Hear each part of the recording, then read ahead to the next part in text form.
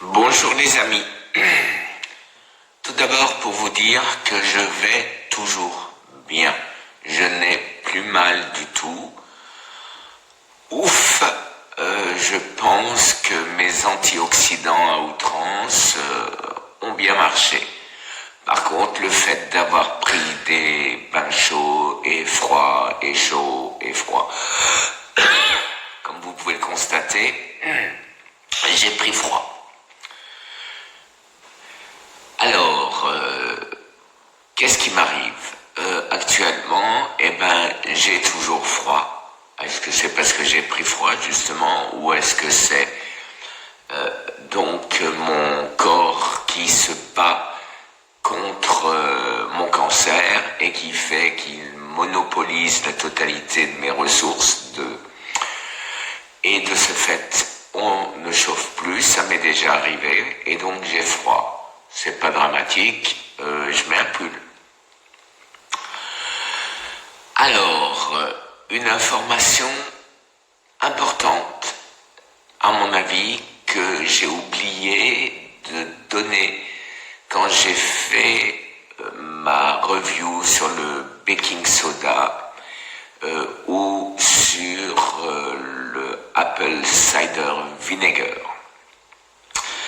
Alors, comme vous le savez, 2 cuillères par jour, tous les 2 heures, excusez-moi, 2 cuillères à café, mais quand même correctement remplies, avec du jus de citron, fait que je me retrouve avec un pH de 8,5, entre 8 et 8,5, pendant 12 heures donc. Si maintenant, à la place du citron, je mets du cidre, du vinaigre de cidre, à ce moment-là, je ne dépasse pas 7,5. Alors, quand c'est le jour où il va me falloir manger,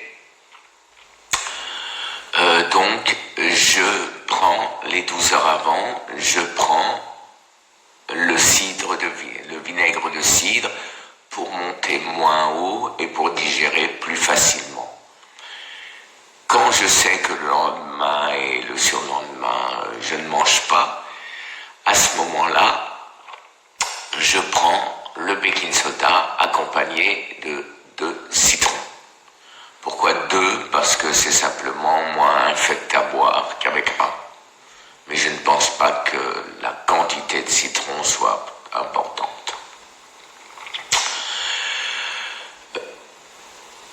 Alors, maintenant, est-ce que ça marche? Est-ce que ça ne marche pas?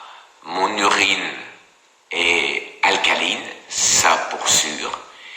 Et si par malheur ça m'est arrivé hier soir, parce que j'étais un peu dans les vapes, j'ai oublié de prendre mon apple cider vinegar. Et ce matin, je me suis réveillé avec 5,5, 5,75. Alors que, par curiosité, j'ai demandé à mes amis sains, je voudrais dire, quand je dis sains, ça veut dire sans cancer, de se tester, et ils avaient tous aux environs de 7,2 à 7,5. Donc effectivement, encore une chose de prouver, c'est-à-dire quand on a un cancer, on est très acide.